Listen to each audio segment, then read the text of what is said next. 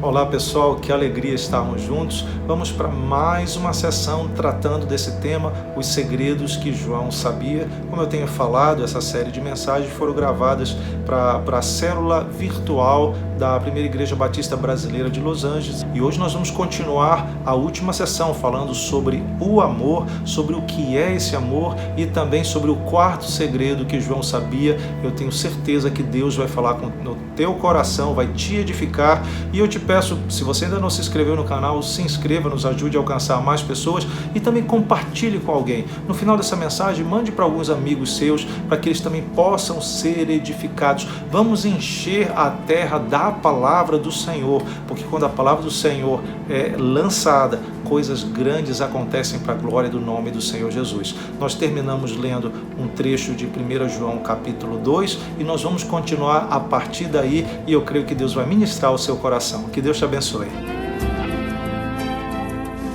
O amor é este, que andemos segundo os seus mandamentos.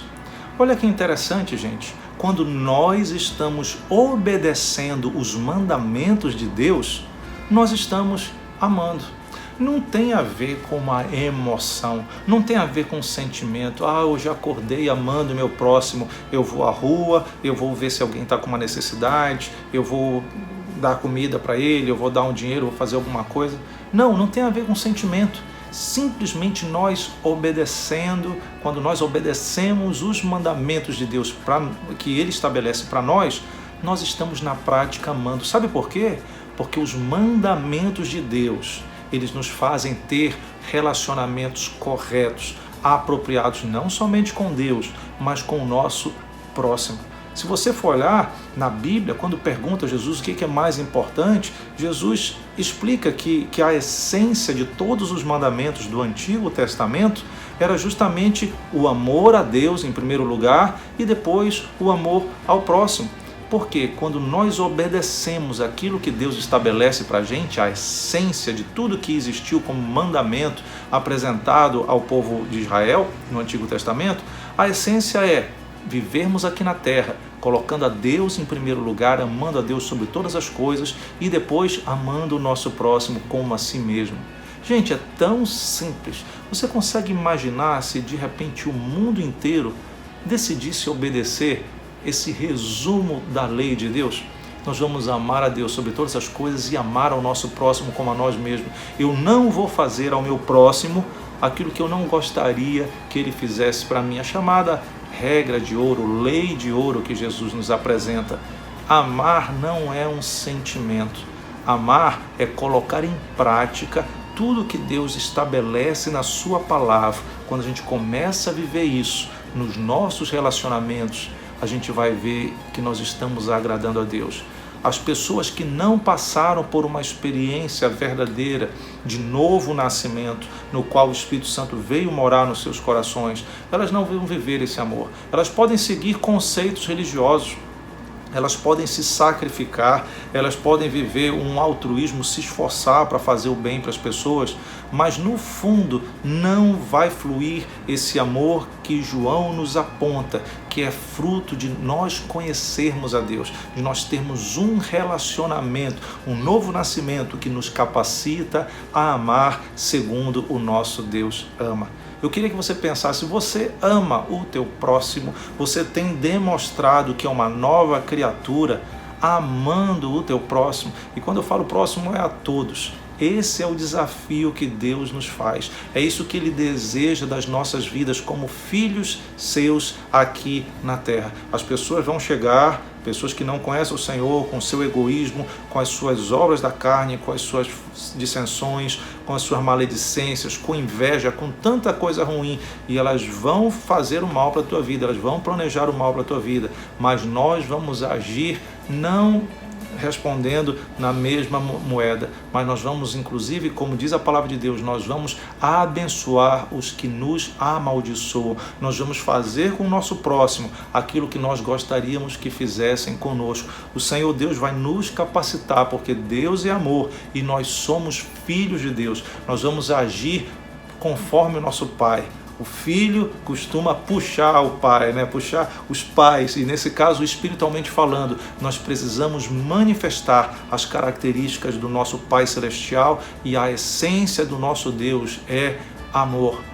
Como têm sido as tuas palavras, os teus pensamentos e as tuas ações em relação ao teu próximo? Tem sido de amor ou tem sido baseadas no teu sentimento egoísta, carnal, da nossa natureza caída? E olha só, se nós temos que expressar um amor semelhante ao amor do nosso Pai, a gente, quando vai na palavra de Deus, lá num texto que é conhecido inclusive por muitas pessoas fora da igreja, 1 Coríntios capítulo 13, Paulo está falando sobre o amor, sobre o que é esse amor e a diferença do nosso amor humano, natural, baseado no que a gente faz, no que a gente tem, né?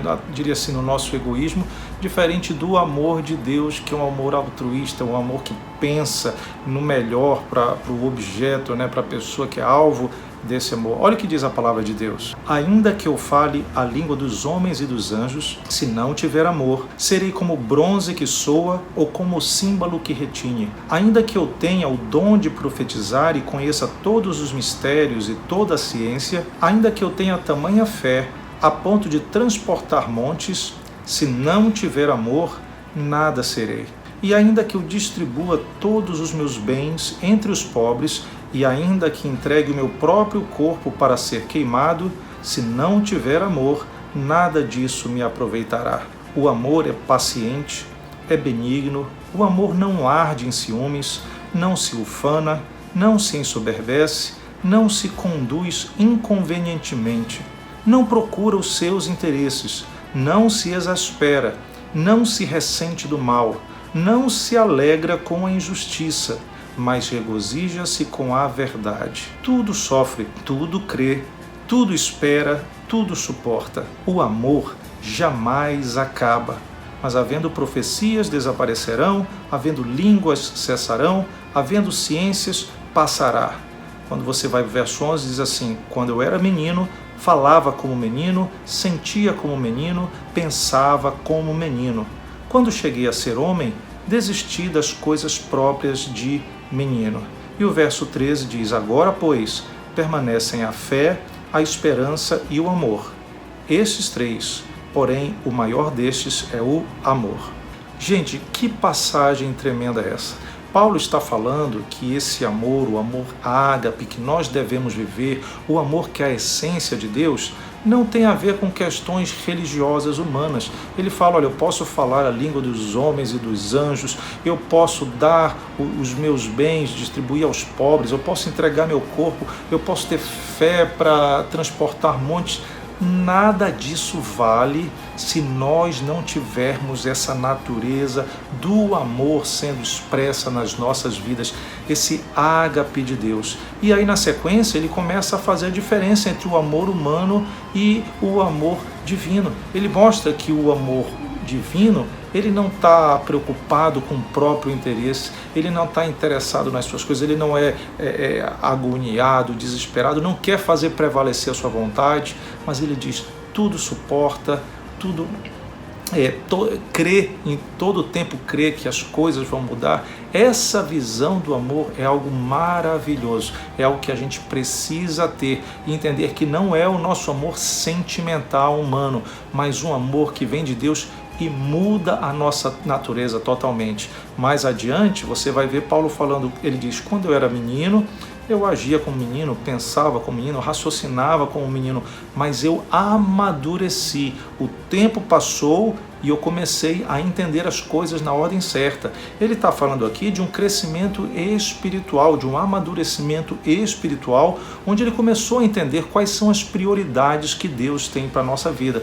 Inclusive, eu convido você, eu tenho uma mensagem sobre isso no canal do YouTube, onde eu coloco as mensagens, fala justamente isso: já chega, menino, já chega das atividades, da mentalidade infantil no sentido espiritual. Vou botar um link em algum momento, em algum ponto, para você de repente também ouvir essa mensagem quando tiver um tempo, mas pense bem comigo, Paulo estava falando que não bastava para Deus a gente fazer atividades religiosas se nós não tivermos essa essência do amor. E ele estava dizendo que uma pessoa madura espiritualmente é uma pessoa que não somente vai ter fé, não somente vai fazer obras, não somente vai agir em prol do reino de Deus, mas a motivação verdadeira e a essência dessa pessoa vai ser o amor. É aquele cristão, aquela cristã que abandonaram a mentalidade que tinha quando vieram para a fé.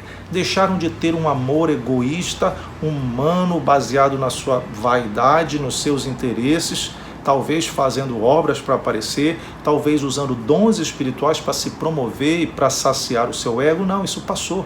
O amor começa a ter, o amor divino, o amor ágape, nos transforma e nos leva para um outro nível, onde nós queremos viver para o nosso próximo essa expressão de amor que nós experimentamos da parte de Deus.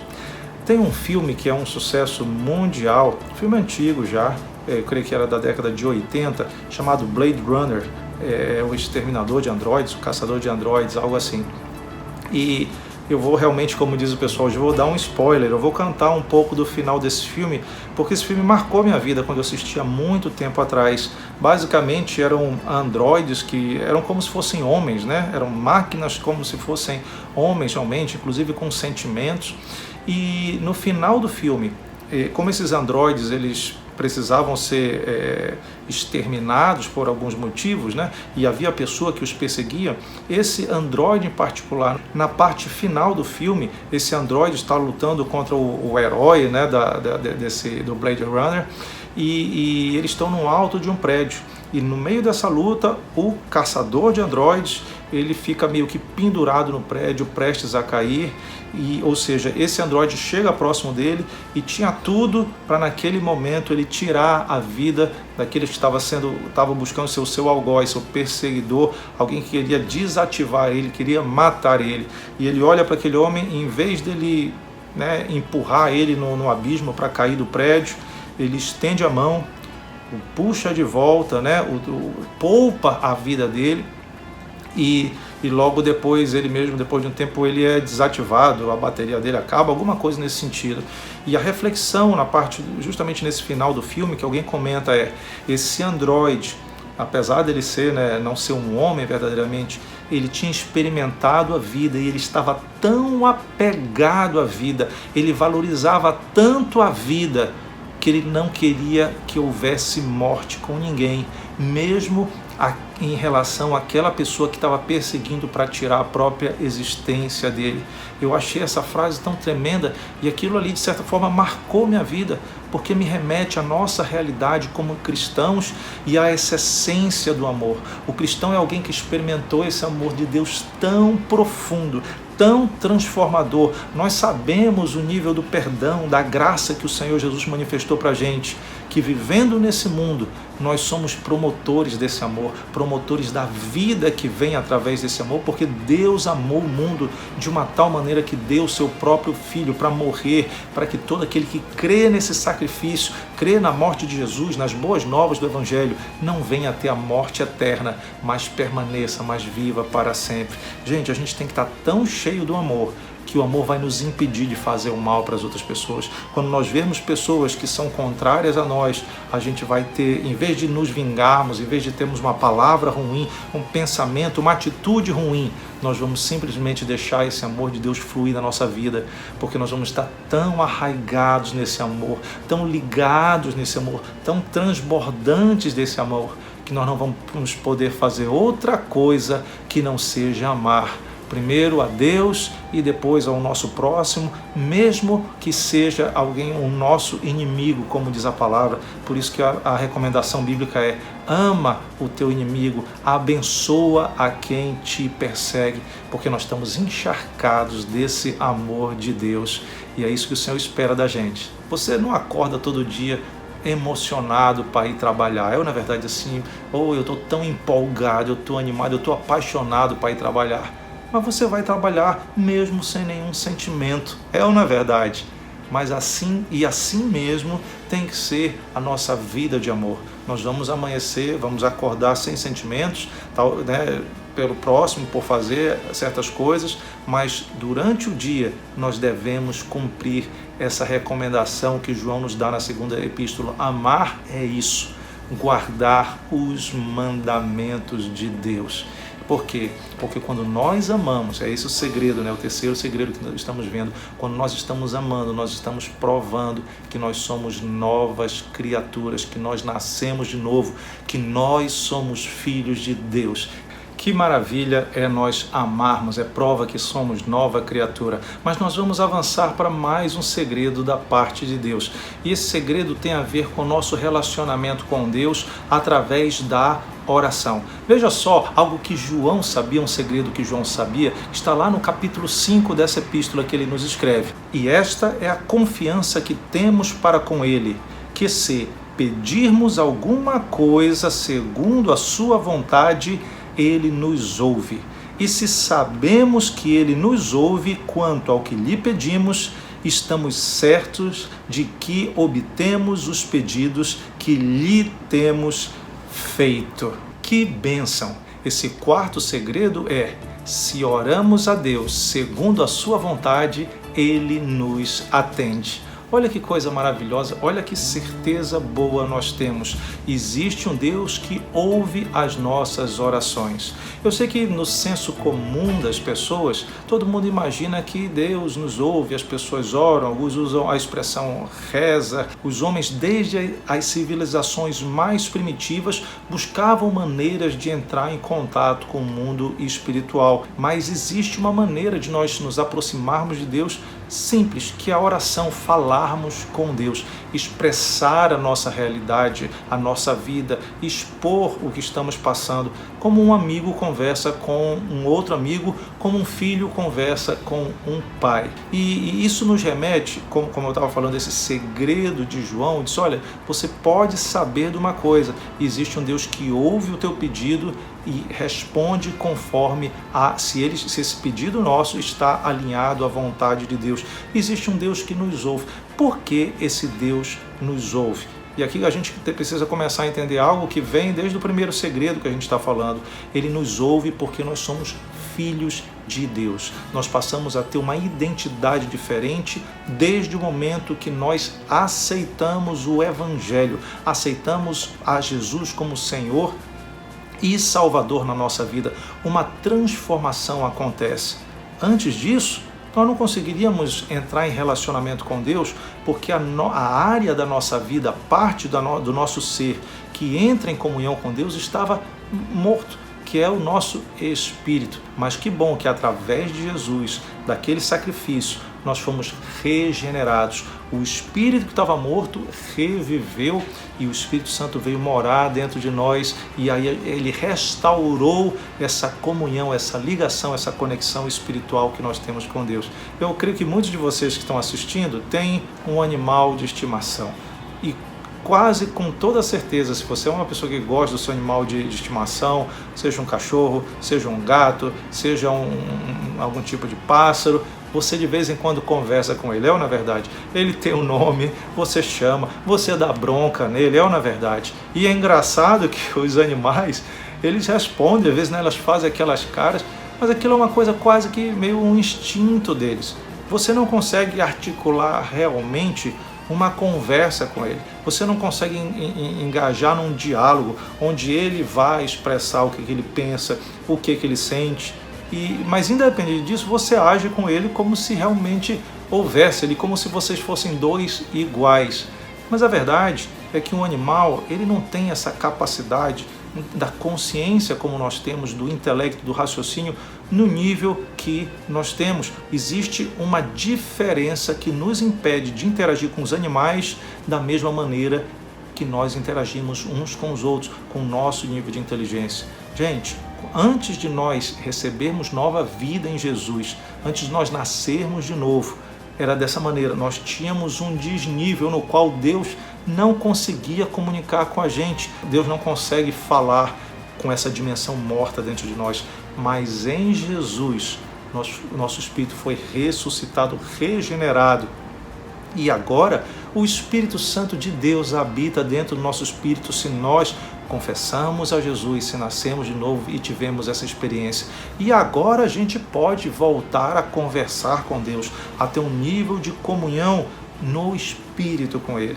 É interessante que ainda no Antigo Testamento, Isaías, o profeta Isaías, no capítulo 59, ele nos deixa claro que a morte espiritual que nós temos de nascença, ela nos impede, ela cria esse bloqueio.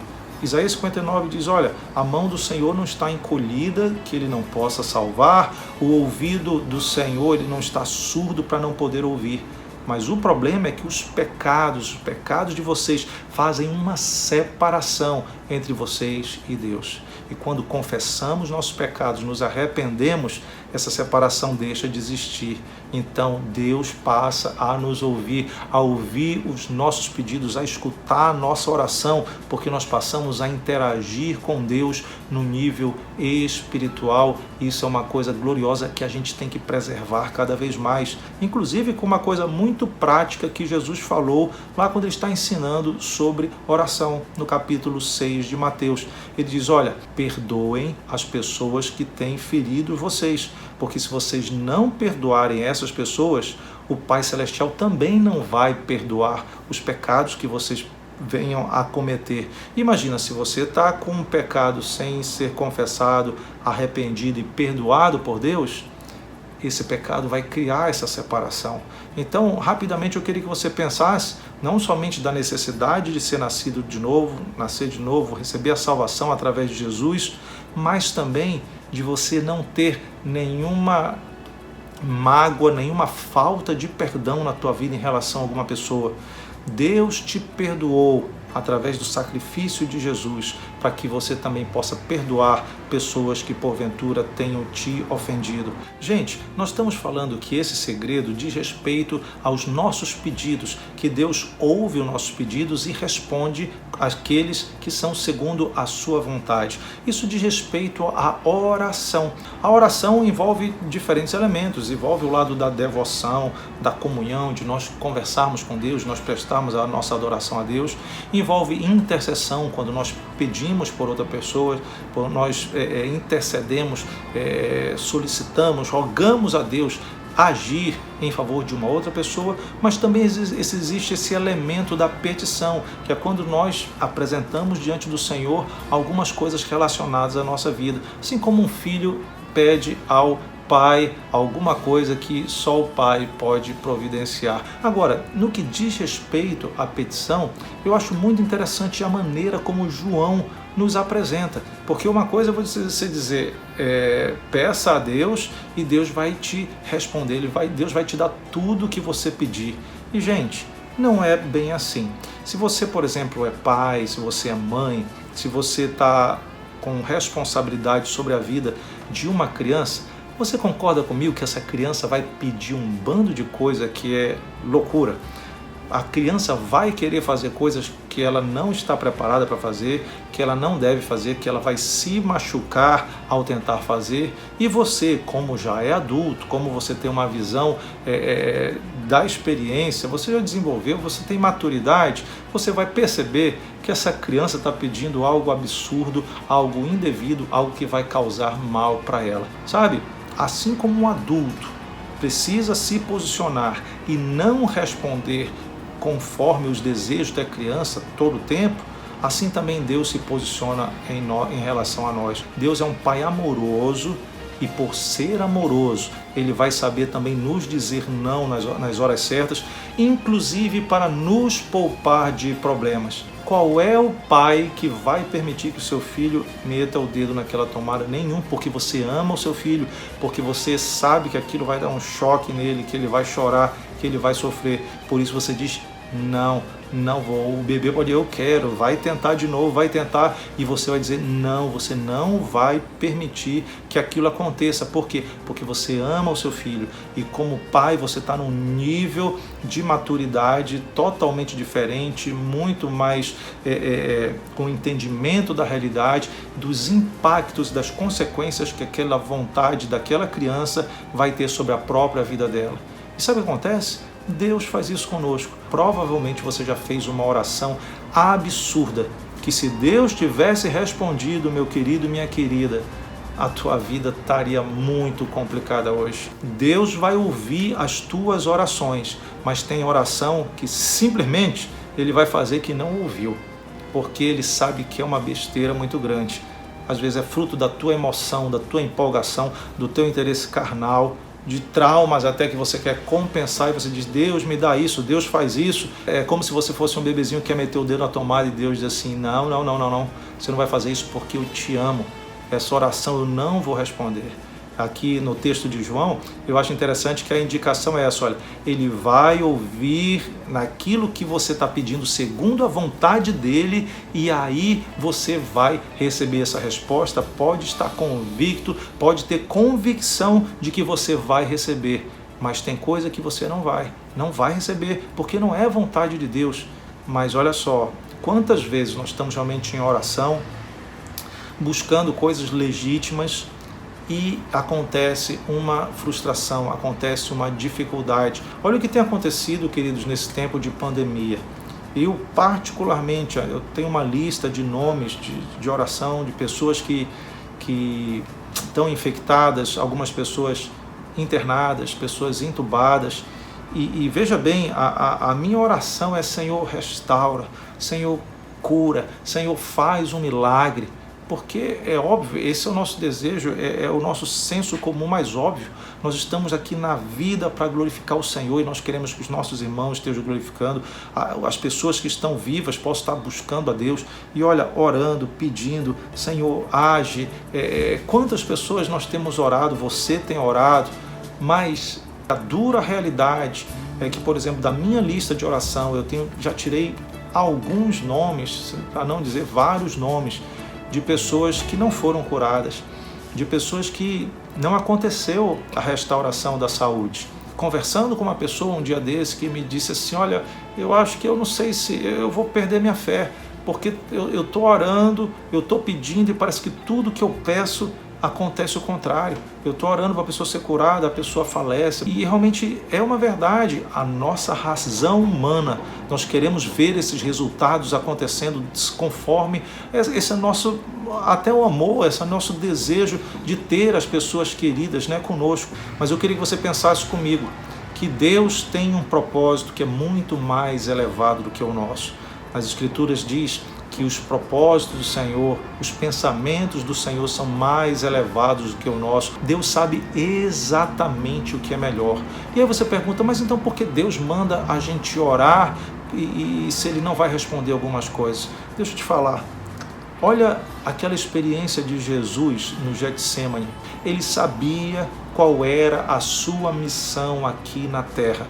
Ele vinha anunciar o reino, ele vinha entregar a sua vida em resgate, né, como o Cordeiro de Deus que tira o pecado do mundo.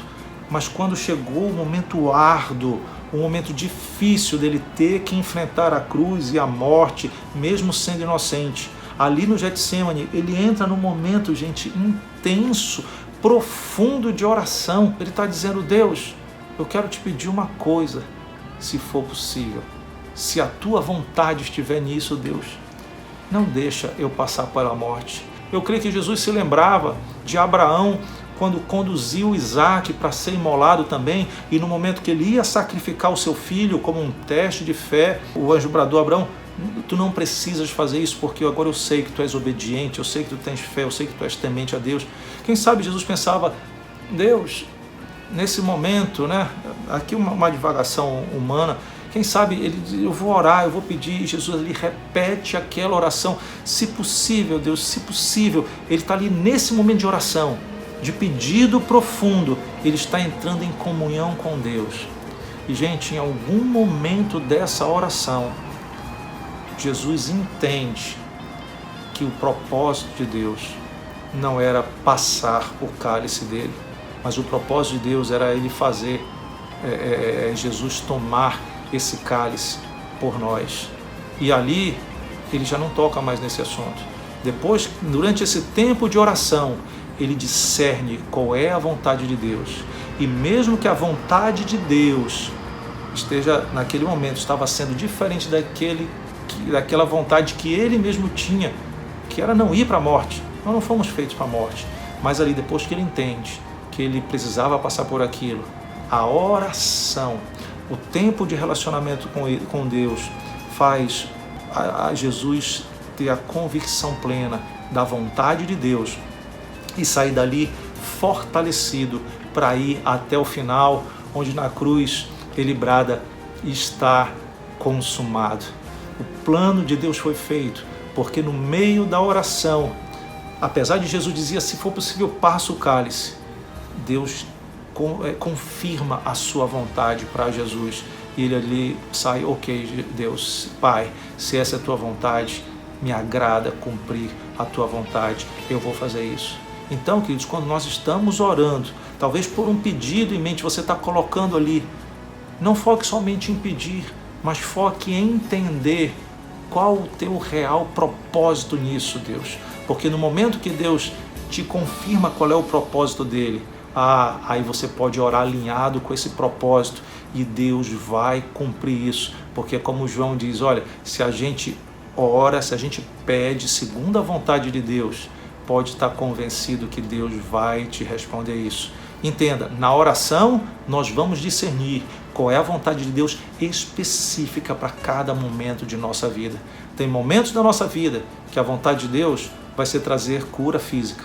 Tem momentos específicos da nossa vida que a vontade de Deus vai ser que essa enfermidade, por algum motivo, permaneça para que o nome dele seja glorificado. E inclusive tem momentos da nossa vida e na vida de tantas pessoas e que nós temos visto nesses dias de pandemia, é que uma enfermidade vai ser o canal para essa pessoa entrar nas mansões celestiais. E nós temos simplesmente que discernir no meio da oração, no meio da comunhão, onde você pede uma coisa para Deus, mas Deus ali vai te falar qual é a verdadeira vontade dele. E quando Deus te mostrar isso nessa comunhão, a vontade específica para esse pedido específico que você tem nesse momento, quando Deus te der a convicção, aí você vai orar: ok, Deus, eu entendi qual é a tua vontade, então faz isso. Então Deus age, Deus opera essa tua vontade, porque a tua vontade é boa, perfeita e agradável. Que segredo precioso! Se pedimos alguma coisa conforme a vontade de Deus, Ele nos ouve e temos convicção que nós vamos receber.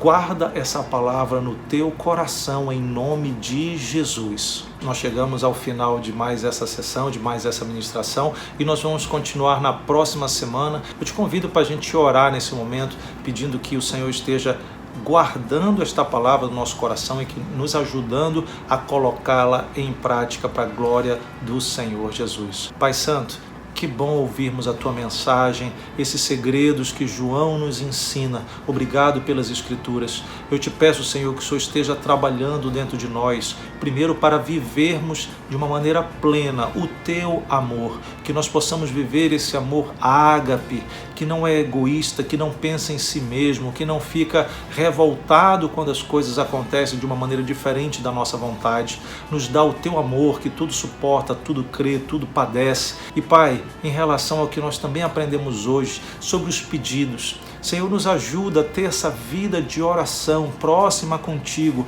de maneira que quando a gente chegar para te apresentar um pedido, o Senhor nos confirme, nos direcione qual a tua vontade, que através da oração nós possamos discernir em cada momento da nossa vida qual o teu propósito e estarmos orando alinhados ao teu querer.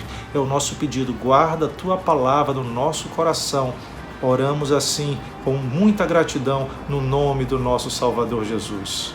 Amém. Que Deus te abençoe. Até a próxima semana. Compartilhe esse vídeo com mais pessoas. Se inscreva aqui também no canal para continuar recebendo cada vez mais mensagens que vão abençoar a tua vida. Que Deus te abençoe em nome de Jesus.